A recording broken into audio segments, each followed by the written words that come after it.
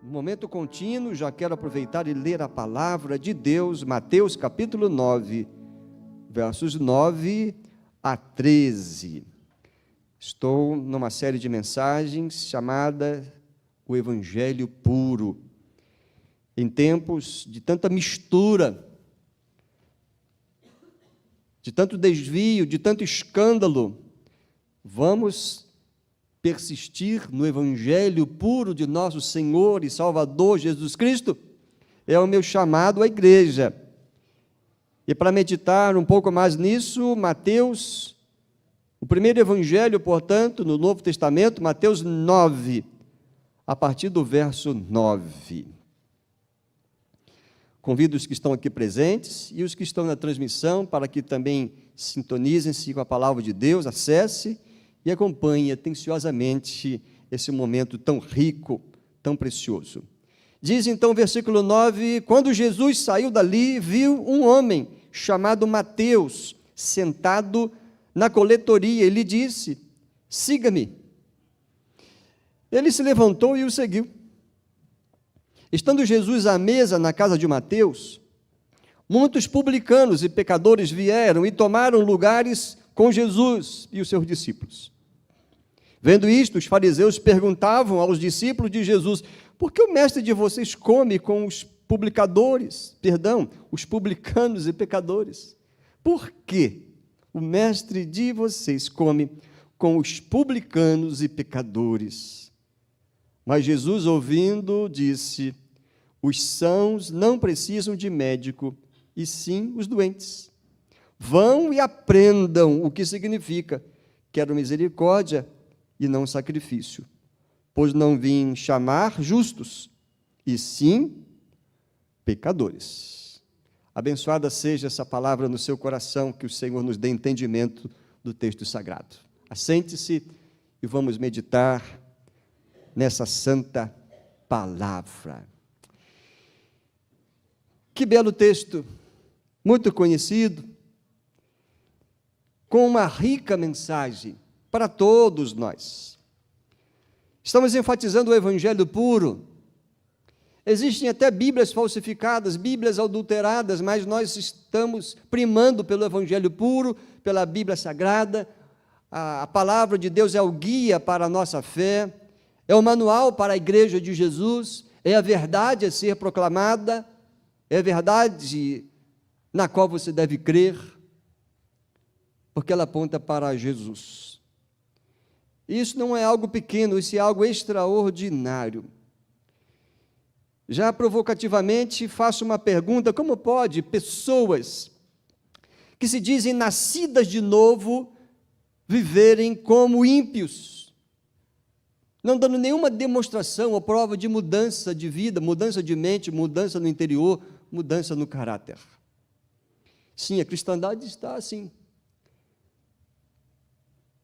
Cristãos querem declarar que são salvas, mas não querem o senhorio de Jesus. Isso é muito contraditório. Ao pensarmos no Evangelho puro, eis aqui um exemplo do que acontece quando o Evangelho puro é percebido. O que acontece quando Jesus é recebido na vida, no coração e em casa. Aqui está uma demonstração do que é o Evangelho puro. Essa questão, o que é o Evangelho, já respondemos há 2 mensagens atrás. Mas eu quero fazer algumas observações, algumas pontuações importantes acerca do Evangelho puro, antes de voltarmos mais a fundo nesse texto, que é muito claro. É o encontro de Jesus com um homem. Quem era esse homem? Mateus, o que escreveu este Evangelho. O Evangelho de Lucas fala que esse é Levi, ou seja, o nome judeu de Mateus, que é o nome grego. Jesus e Mateus. Quem era esse Mateus? Vamos ver daqui a pouco. O texto está dizendo que ele era um homem que trabalhava na coletoria, mas tem muito mais coisas a entendermos do que significa esse homem, o trabalho que ele fazia e o convite que Jesus fez a ele.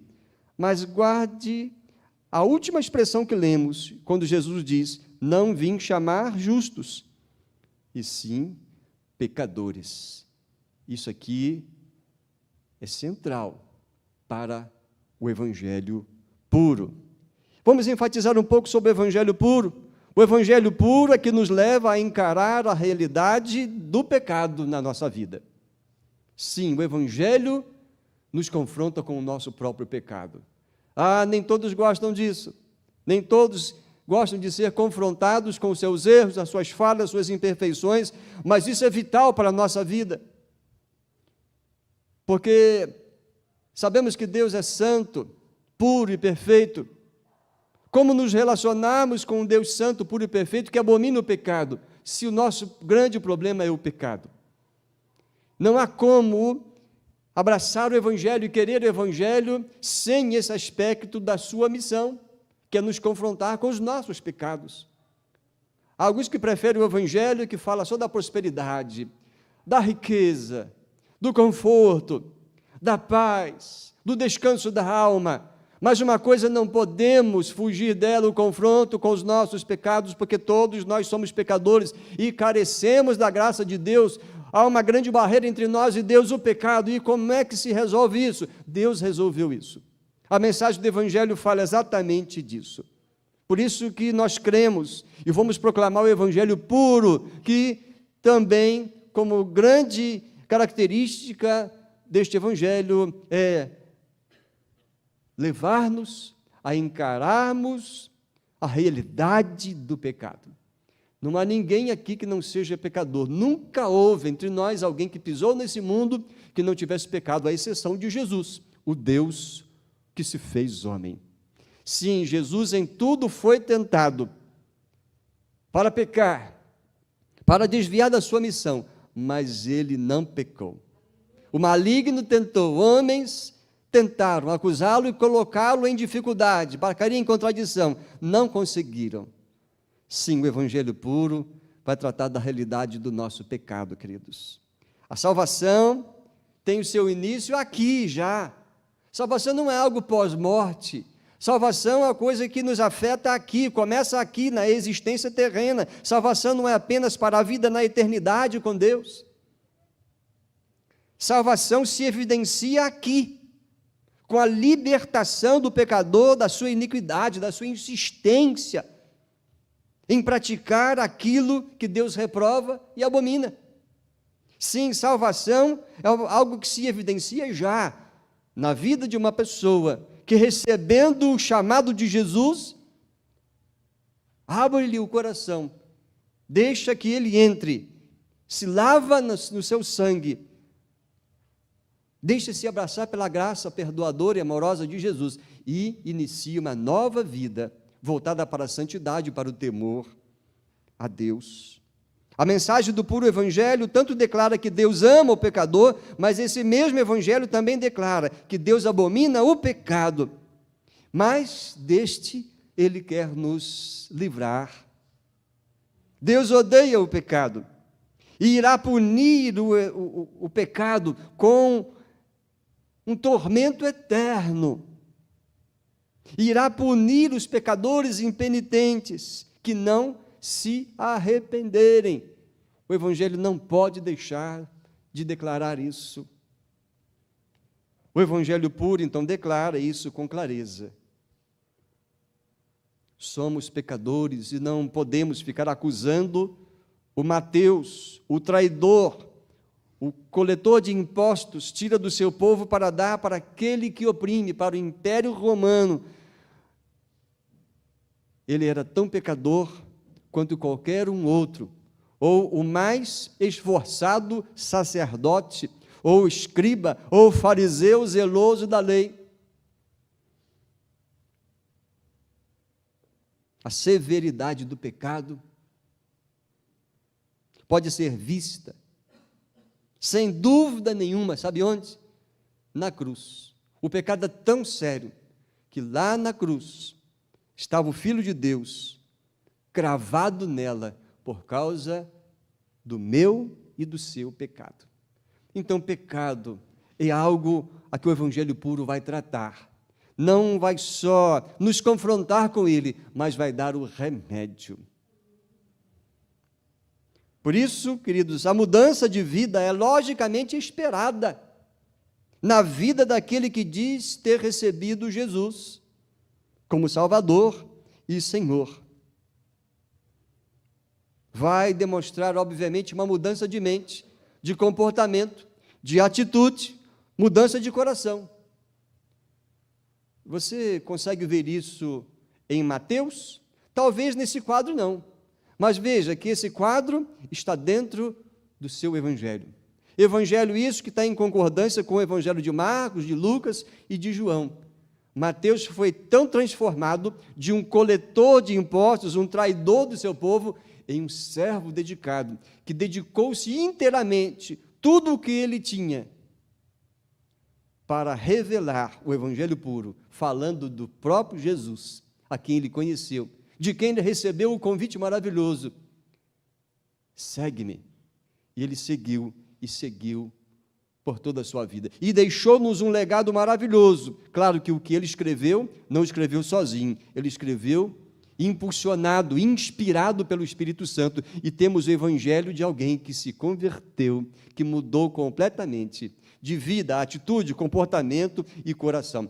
Isso é o que o Evangelho puro faz, transforma o homem na sua mente, no seu caráter, nas suas emoções, nas suas relações sociais, na inclinação, em vez de o pecado, inclinar-se para Deus e para a vida santa, pura e de testemunho. Um grande mestre que está vivo ainda, ele escreveu: o pecado não é um problema secundário no que diz respeito à salvação. O pecado é o problema. O pecado não é um problema secundário. O pecado não é um problema secundário, inclusive no Evangelho. O pecado é o problema. E para esse problema, Jesus veio a este mundo, o Filho de Deus.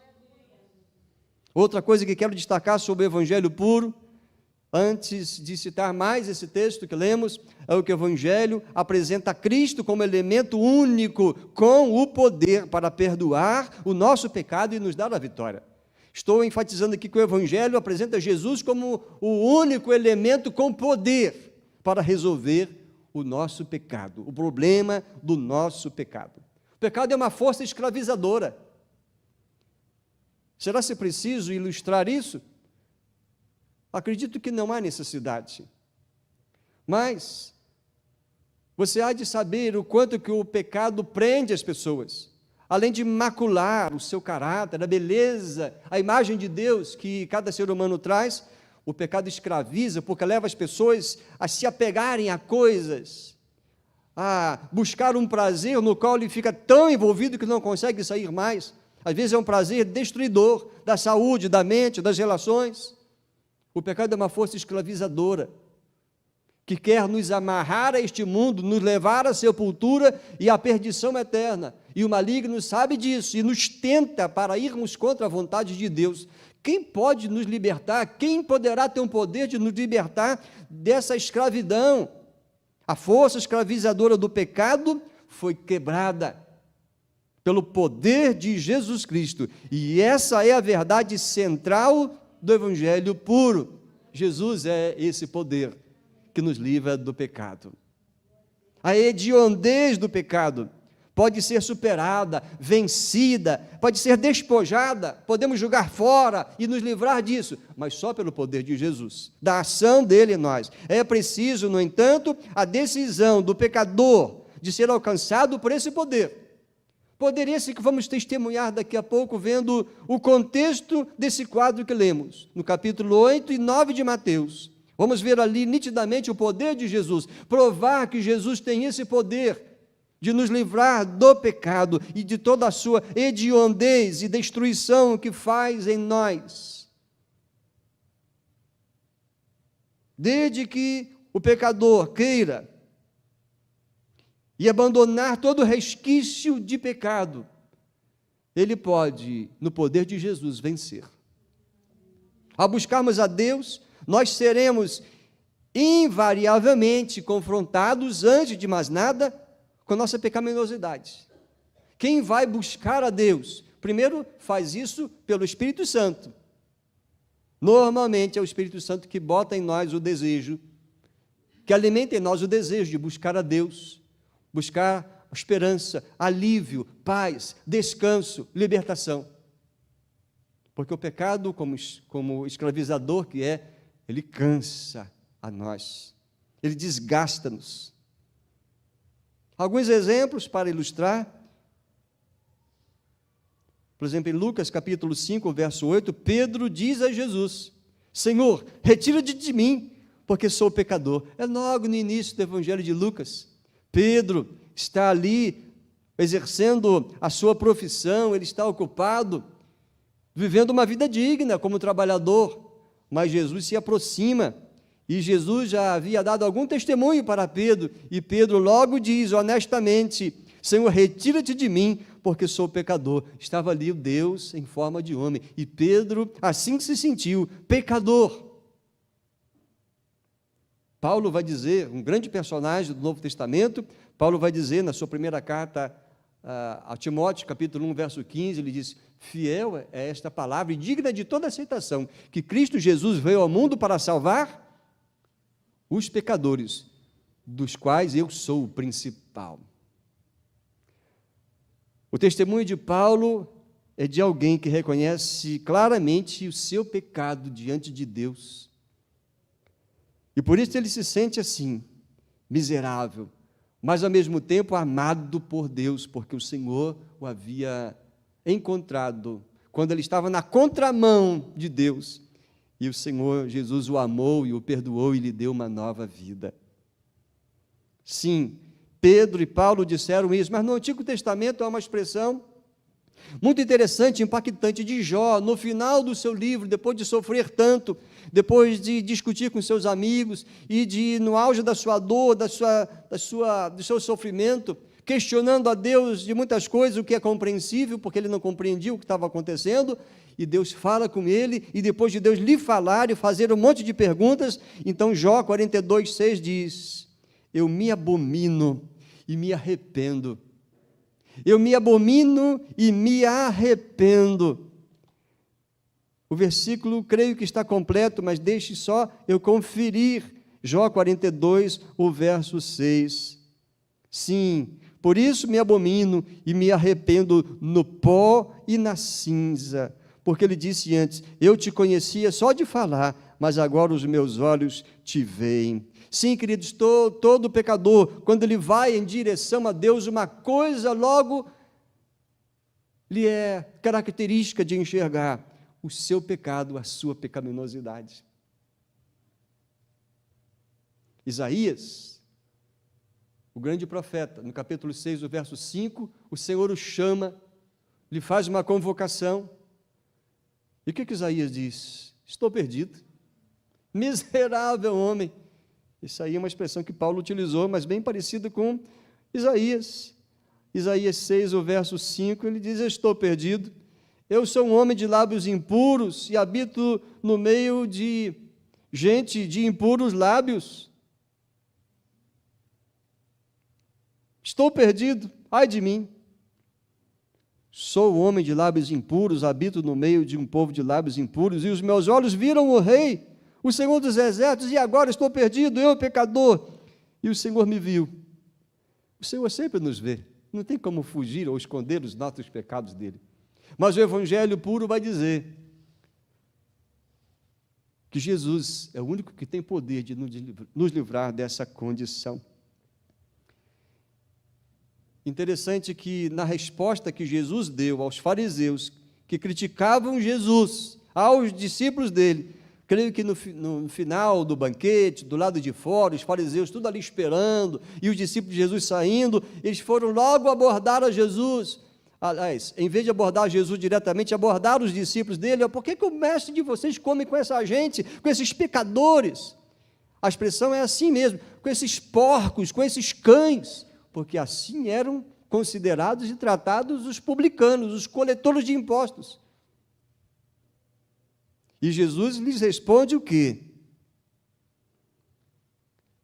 Eu não vim chamar justos, eu vim para os pecadores. Sim, Eu vim chamar pecadores.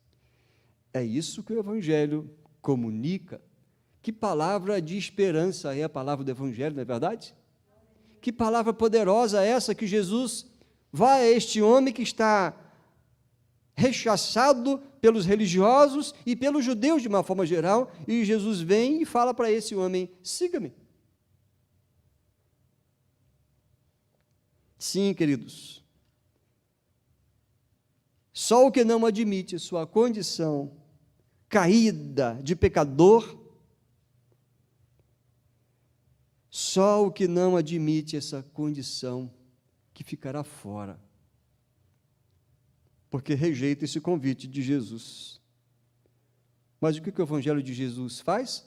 Recebe pecadores. Jesus recebe pecadores. É por isso que, em terceiro lugar, eu pontuo que o Evangelho puro responde o porquê Jesus veio ao mundo. Jesus, o Filho do Deus eterno, a segunda pessoa da Trindade Santa, aquele que já existia na eternidade, aquele que usou o seu poder e trouxe à existência todas as coisas, e sustenta esse universo com o seu poder, segundo o apóstolo Paulo, assim testemunha pelo Espírito Santo. Sim, o que esse dono do universo, o perfeito, o santo, o incontaminável, o que ele veio fazer neste mundo? Esse é o sumário do cristianismo. Essa é a razão básica da encarnação do Filho de Deus. O Evangelho puro desmascara a nossa autojustiça. O que é autojustiça? Eu sou bom, eu sou honesto, nunca desejei mal algum. Eu nunca tive vício, como se nunca tivesse pecado de alguma outra forma. É bom que tenhamos essas virtudes, é bom que nos preservemos, mas essas coisas não nos justificam diante de Deus, porque se eu não faço isso, por um outro lado, posso ter uma boca que reclama, que murmura, talvez amaldiçoe, talvez xingue, talvez eu possa ter um desejo impróprio no coração. Enfim, o Evangelho puro desmascara a nossa autojustiça, acharmos que somos bons, não somos como aqueles outros, aqueles que se ajuntaram na beira da praia para um culto a uma aparente divindade humana, num show de horrores, abominável a Deus pelas invocações que eram feitas. Não somos melhores que ninguém, ou como aqueles que na nossa cidade traficam, dispostos a matar e matam. Claro que não praticamos as mesmas coisas, mas somos tão pecadores quanto. O Evangelho desmascara a nossa autojustiça e nos faz ver o quanto nossos corações são iníquos. A mensagem do Evangelho é enérgica. E você recebe essa palavra no seu coração?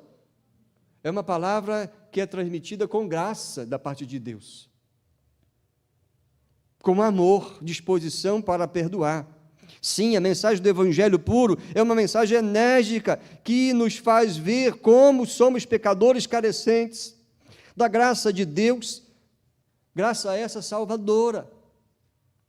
Sim, mas a pergunta é, se o Evangelho, ele responde porque Jesus veio ao mundo, a pergunta fica no ar: por que Jesus veio ao mundo mesmo?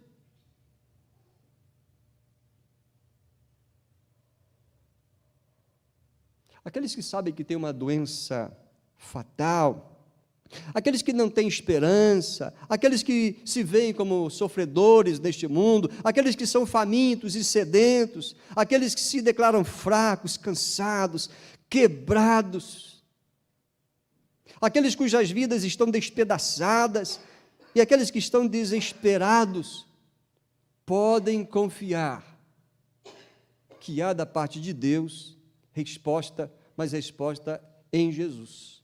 A vinda de Jesus foi exatamente por isso. O que faz aquele que tem uma doença fatal? Ele vai buscar o remédio, a cura, a libertação para aquilo que está levando à morte. Então, aqueles que sabem que tem uma doença mortal, fatal, quero dizer, aplicando a espiritualidade, o pecado é doença espiritual fatal, e você não fica fora disso. Aqueles que não têm esperança, e a morte, queridos, que afeta todos nós, ela não pode ser adiada. Como vamos nos livrar disso? Aqueles que se veem sofredores, e olha, o pecado nos faz sofrer como escravos. Cedo ou tarde, vamos reconhecer que o pecado nos faz sofrer. São decisões erradas. Alienados de Deus, vamos tomando decisões das quais em algum tempo vamos nos arrepender amargamente. Tem esperança? Aqueles que se veem sofredores por causa do pecado no qual somos escravos, é para isso que Jesus veio. Aqueles que são famintos e sedentos, porque sem Deus estamos sempre vazios, sempre fracos de sentido, de propósito. É para isso que Jesus veio. Aqueles que se declaram fracos, cansados e quebrados, e o pecado faz isso, suga nossas energias, esgota as nossas tentativas de tentar alcançar a felicidade nesta carne mortal e nesse mundo injusto. O pecado nos suga. Por isso, nos sentimos muitas vezes cansados e fracos. É para isso que Jesus veio. Aqueles cujas vidas estão despedaçadas, seja moral, emocional, social e espiritualmente, Jesus veio para estes. Mateus não está numa condição, no aspecto financeiro ruim, mas socialmente ele está destruído. E vou dizer daqui a pouco o porquê. Uma coisa que me chamou a atenção quando eu li esse texto: por que foi tão fácil para Mateus receber um convite de Jesus com 2 palavras, siga-me? Ele levantou e seguiu. Lucas vai dizer que ele abandonou tudo, deixou a coletoria, foi seguir a Jesus. Por que foi tão fácil e simples? É apenas uma dedução, uma especulação. É porque ele estava cansado da vida social desprezada que ele tinha que encarar, porque ele era considerado um traidor, tratado como um cão. Ele devia estar muito cansado. Sua alma devia estar em grande sofrimento. A mulher samaritana que vimos semana passada, ela estava destruída moralmente e espiritualmente. Tantos foram levados a Jesus que estavam destruídos na saúde. E Jesus atendeu a necessidade deles. Por que estou dizendo isso tudo, queridos? Porque aqueles que se sentem assim, desesperados, porque o pecado traz o peso do juízo, da condenação, da ira de Deus. Então, a estes que estão desesperados, com medo da morte e do juízo, é para isso que Jesus veio. O Evangelho puro diz o porquê que Jesus veio. Todos esses, figurados aqui, se desejarem profundamente ser perdoados, todos, indo a Jesus, encontrarão vida, perdão, amor, transformação. Sabe por quê? Porque Jesus disse: vim chamar pecadores, vim buscar e salvar os perdidos, diz em outra parte do Evangelho. Quem não reconhece sua carência espiritual, quem não percebe o seu principal problema, que é o pecado, quem insiste em viver apegado à sua autojustiça, jamais irá a Jesus em busca da salvação. Ou se for, vai ser no caos, na dor, na calamidade, na vergonha. Mas não precisamos, ninguém precisa deixar chegar a esse estado na vida para pensar em Deus e buscar Jesus. É melhor buscar o quanto antes. Na verdade, o sábio escritor do livro de Eclesiastes diz que é melhor buscar na juventude.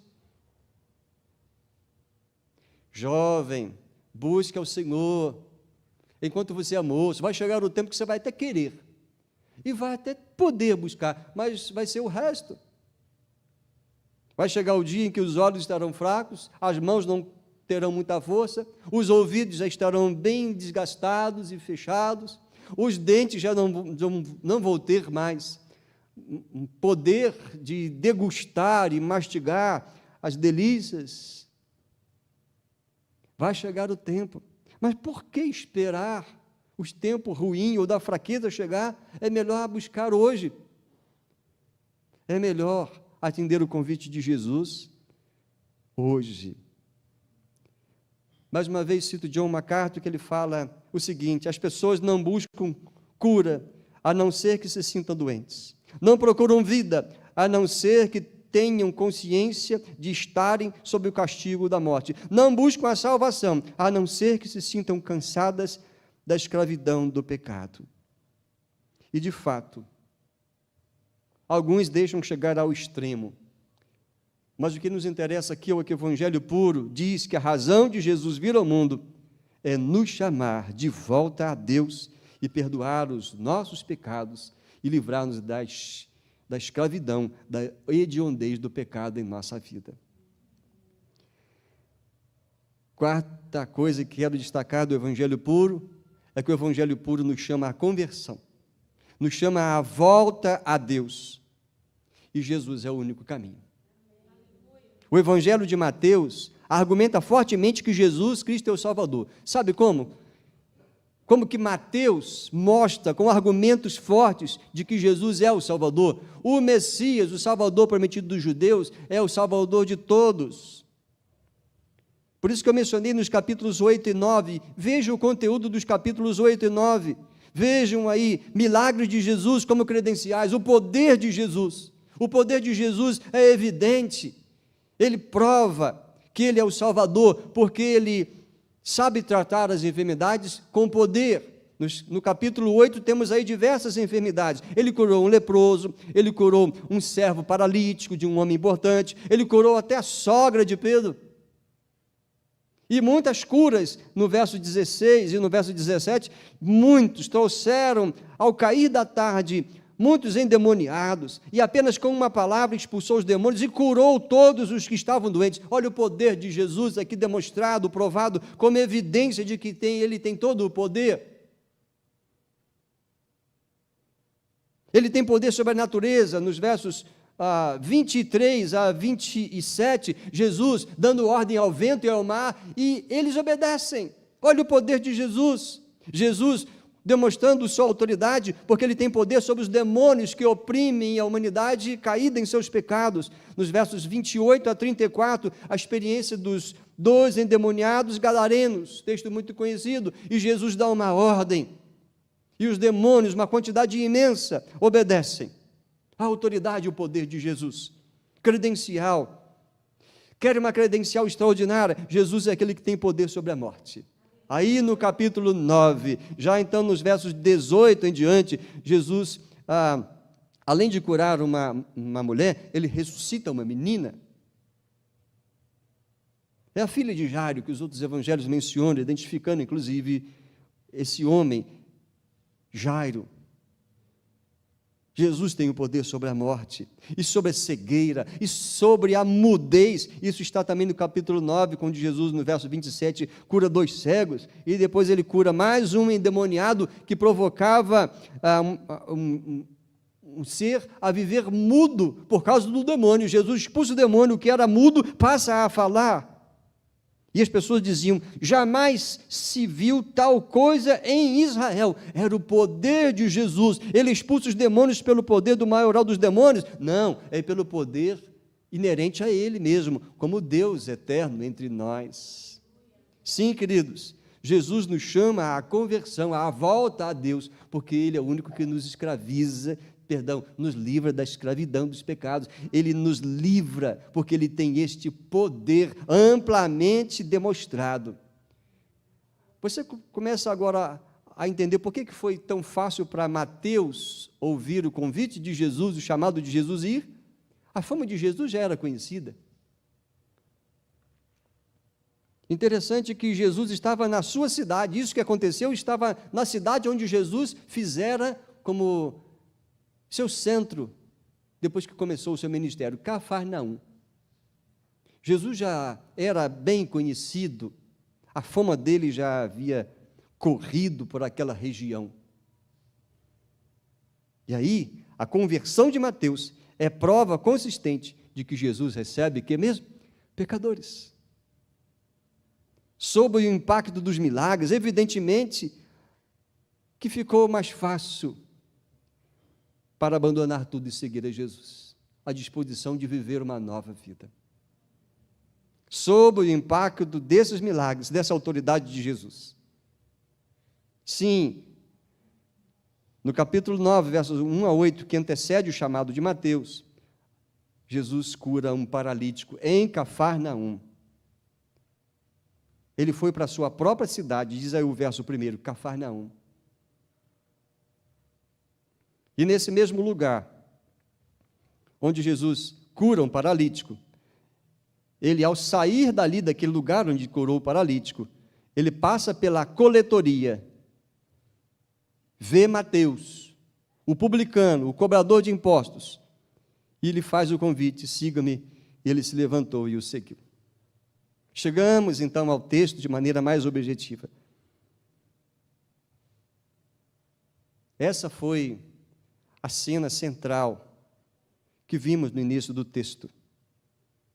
Essa aqui é uma demonstração monumental da autoridade de Jesus, despertando a fé no coração de um pecador. Jesus confirmou o seu poder, a sua autoridade, a sua divindade, e disse a missão a que ele veio no mundo: salvar-nos dos nossos pecados. Foi fácil? Vou explicar um pouco sobre Mateus. Mateus foi certamente, segundo um comentarista, certamente foi o que pagou o preço mais alto para seguir a Jesus. Como assim mais alto? Dentre os discípulos de Jesus, conhecemos aqueles que eram pescadores, né? Um pescador poderia deixar sua pescaria por um tempo, seguir a Jesus e depois voltar. Não teria nenhum problema retomar a sua atividade profissional, a pescaria. Mas Mateus, por que uma vez abandonando a coletoria, não poderia mais voltar? Era um caminho sem volta. Sabe o que acontece? Um coletor de impostos, ele ia até o imperador romano ou seus representantes e comprava o direito de ser um cobrador de impostos entre o seu povo. E ele tinha a autoridade, pelo próprio Império Romano, de cobrar os impostos dentro daquilo que tinha expectativa, e o que passasse disso, se ele alcançasse, vamos dizer assim, uma linguagem tranquila, se ele batesse a meta, ele poderia, então, ficar à vontade. Por isso que muitos cobradores de impostos, eles cresciam rapidamente no seu patrimônio, na sua vida financeira, mas eram odiados pelo seu próprio povo. Então, um cobrador de impostos, ele explorava, na posição em que ele estava, ele tinha autoridade do próprio imperador romano, mas ele ia até os lugares especiais, aos centros comerciais, ou nos portos, ou nas estradas mais importantes, onde o comércio, ou os negócios passavam por ali. Ele podia ter a autoridade de parar os que viajavam, examinar as bolsas, ver se tinha alguma correspondência, se tinha algum negócio sendo feito, então cobrar impostos. Nas pontes, nos lugares estratégicos. Certamente que poderia até contratar pessoas, porque como eles eram hostilizados, odiados, poderiam contratar pessoas, então ele poderia ficar num lugar reservado, num escritório, e pedir aos seus contratados: olha, vão lá, cobrem os impostos e tragam aqui. Sabe o que acontece? Mateus não tinha vida social. Era o mais miserável, traidor, odiado.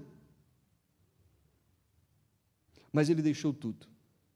Certamente muitas vantagens financeiras e patrimônio, e foi seguir a Jesus. Lucas, volta a dizer, diz que ele abandonou tudo e foi seguir Jesus.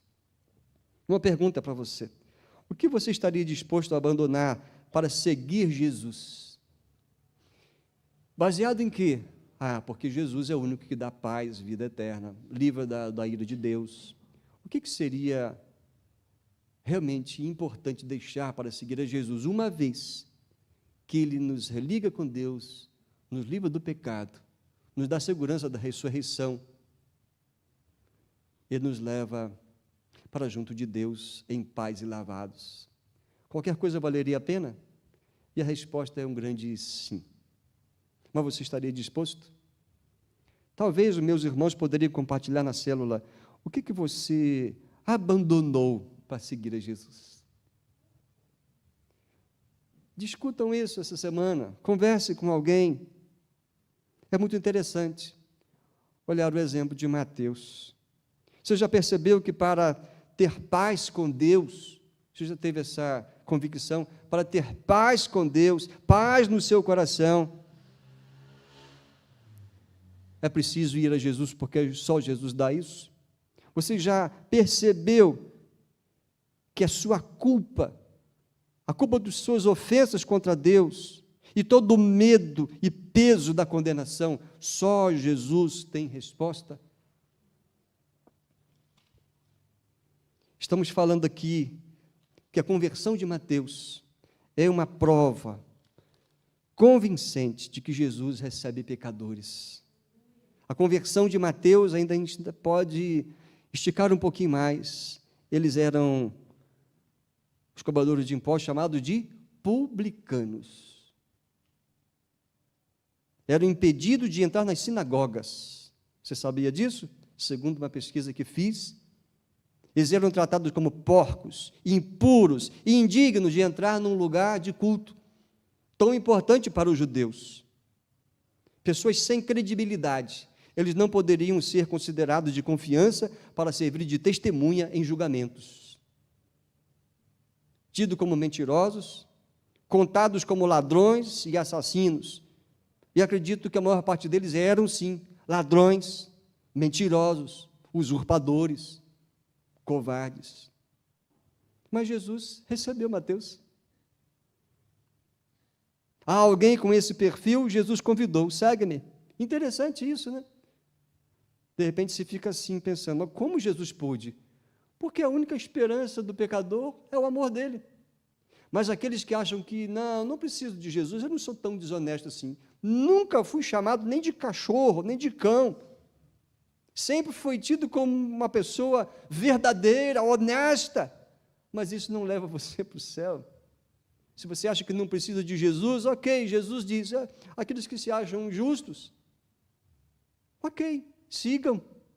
Mas eu vim para os pecadores. Quem quiser o meu perdão, estou pronto para oferecer. A conversão, querido, tem um alto custo. Mateus é um exemplo disso. Mas vale a pena. A volta a Deus é a própria restauração da felicidade.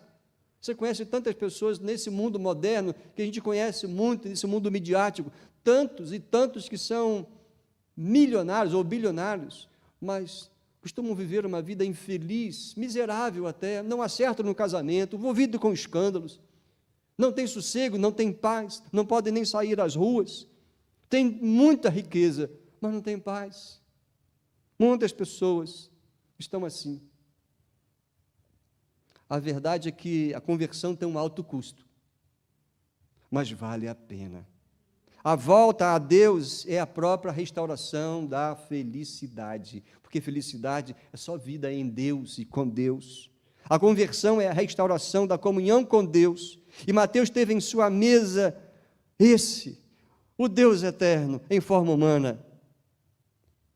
Por que Mateus teve Jesus na sua mesa? Porque ele antes recebeu Jesus no seu coração.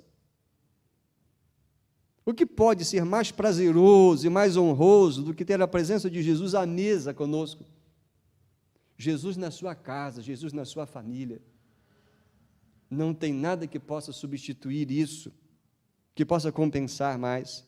Jesus deve ser recebido assim, de forma alegre e festiva. Porque o que Mateus fez? Ele deu um banquete para Jesus. Mas ele não fez isso sozinho. Nem ele e sua esposa ou seus filhos, a Bíblia não fala se tinha, mas deveria ter.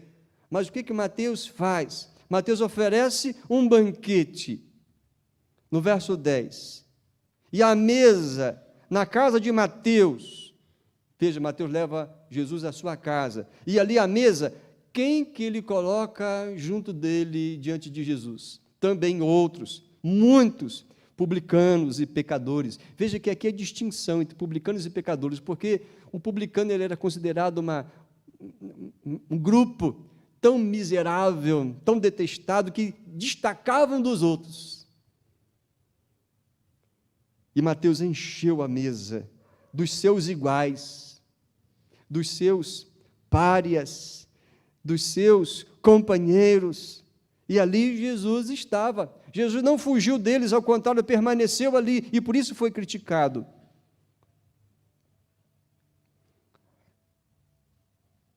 Jesus deve ser recebido assim, queridos, com alegria, com prontidão para ouvir o que ele tem para dizer.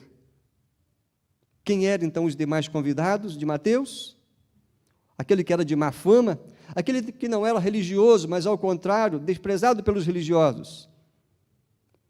Mais uma vez cito John MacArthur, ele diz: a essa reunião ou banquete compareceram algumas das mais notórias e mais vis pessoas na história dos banquetes. Os sórdidos, os ladrões, os blasfemadores, os espertalhões, os vigaristas, a escória. Mas Jesus recebeu esses pecadores. E foi chamado, lá está o glutão e amigo dos pecadores. E Jesus não se aborreceu com essa crítica, porque ele disse, para eles que eu vim. Com este, Jesus comeu. Neste final, queridos, de mensagem, em que estamos falando sobre o Evangelho puro, resumindo e amarrando, o Evangelho puro confronta-nos com nossos pecados. Revela que Jesus dá o banquete da graça para todos nós, pecadores, se arrependidos, aceitarmos o seu convite, a sua pessoa, o seu governo. Mas aqueles que se auto-justificam, ficam de fora. Aqueles que acham que merecem o céu pela sua honestidade, moralidade e caridade, ficam de fora, porque não admitem o pecado como uma grande enfermidade, enfermidade mortal. Sim, o Evangelho puro, além de confrontar-nos, de revelar Jesus, ele escandaliza. Por causa do amor perdoador que os fariseus amargurados negaram. Porque o mestre de vocês come com os publicanos e pecadores? Aqueles fariseus tão religiosos não estavam dispostos a perdoar ninguém, ou abaixar o nível e considerarem-se como pecadores também. O Evangelho puro escandaliza, porque o Evangelho puro confronta o pecado e fala de santidade. O Evangelho puro não vai ficar fazendo promessas que Jesus não fez. O Evangelho puro vai dizer, miseráveis pecadores, aproveitem a oportunidade, arrependam-se. Você sabe que foi assim que Jesus começou o seu ministério? Arrependam-se, é chegado a vós o reino de Deus. Você sabe que foi assim que João Batista, antes de Jesus iniciar o seu ministério, pregava e dizia, arrependam-se. Essa chamada ao arrependimento está em toda a Bíblia, mas o Evangelho é um chamado ao arrependimento. Sim, o Evangelho puro esclarece que pecadores são enfermos, que necessitam do médico, que é Jesus. Sim, o Evangelho puro ensina, a compaixão de Jesus é certa aos que querem paz e perdão. Na resposta de Jesus, ele falou 3 coisas. Os sãos não precisam de médico e sim doentes. Segunda coisa, vão e aprendam. O Evangelho tem muito a nos ensinar. E a principal lição é, estamos perdidos.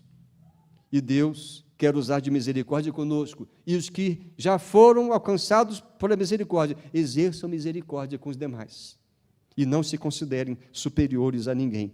Mas também o Evangelho puro declara que o coração quebrantado e contrito, esse coração quebrantado e contrito é o que abre a porta para o amor perdoador de Deus.